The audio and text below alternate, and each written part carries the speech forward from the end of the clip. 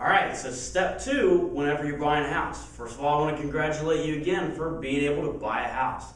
Step two, now remember step one is to go through and get that home inspection on that property done. That's step one. Now step two, whenever you're buying a house, is to get an appraisal done. Okay, so every home that you buy, unless you're paying cash for it, you don't want an appraisal, but anytime that you get a loan, you're going to have to get an appraisal done on that home. Okay, and it's a really good thing. Okay, so it's a really good thing to get an appraisal done on a house. Again, that's step number two. Now, you, the buyer, don't ever have to really worry about going out and hiring an appraiser to go ahead and appraise your house. Okay, you never have to worry about that. Typically, the way that it works,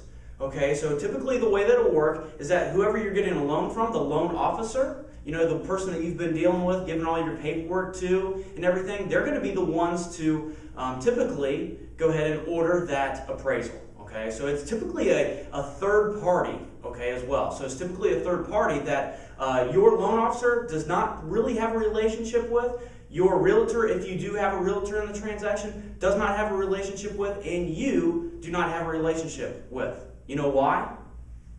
So that nobody can influence that appraisal. You want to get a true appraisal on your home.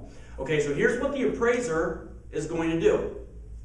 I would definitely highly suggest that you be at this appraisal whenever this appraisal is being done as well. Okay, so here's what's going to happen.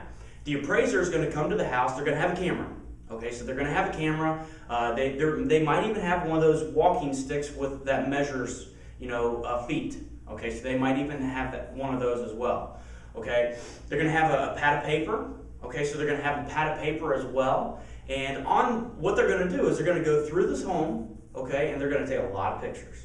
Okay, so they're going to take a lot of pictures. Okay, and then what they're going to do is they're probably going to, if they're a good appraiser, which I know they will be, they're going to go through and measure your house, okay, to make sure that it is the square footage that the county records has it as. Okay, so they're going to make sure that it is, really the size that it is, okay? And then what they're going to do is they're going to go back to their office, okay? So they're going to go back to their office, and what they'll do is now they have the property that you're buying, okay? So now they got the property that you're buying. Now what they're going to do is they're going to go back to the office, they're going to see how many bedrooms it is, how many bathrooms it is, and they're going to look for comparables. So, other homes a quarter mile to a half mile out of that home that you're buying, okay, and they're going to look for other homes that are active, meaning that they have not got a contract on them yet, they're still for sale. They're going to look at homes that are pending, homes that are under contract, that's what pending means.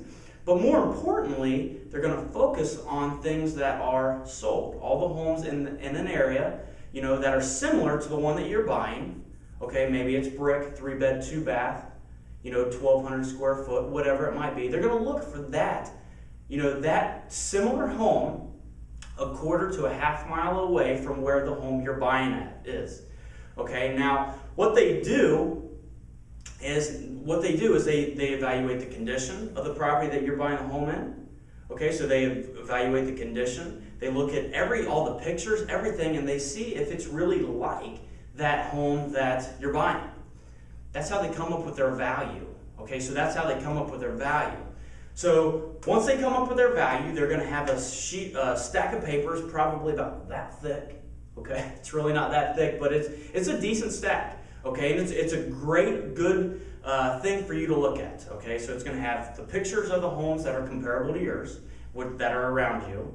Okay, it's going to have all their square footage. It's going to have their bedrooms, baths. It's going to have everything on there. You might even get pictures of the insides of those homes. Believe that or not, they can get that. Okay, and then also what you're going to do is you're going to need to read that. Okay, so you're going to need to read that appraisal, and typically, somewhere towards the end, and sometimes it's at the very beginning, there's going to be a value for your house. Okay, and that value is what that appraisal came in at. Okay, so most of the time, okay, you bought that appraisal. You bought that appraisal whenever you're buying that house. You have access to it. Ask your lender to go ahead and give that appraisal to you because you want to see that.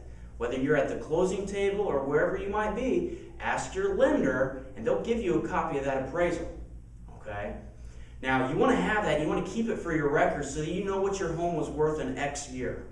Okay, so if your home is appreciating, if your home is depreciating, whatever, hopefully it's always appreciating, but so that you always have that. Okay, what the appraisal also does for you is it's really for the lender as well. Okay, so it's for the lender as well. So to give you an example, you're buying a house for $100,000. Okay, the appraisal comes in at $90,000. Okay, so you're buying an overpriced home is really in that scenario what's going on.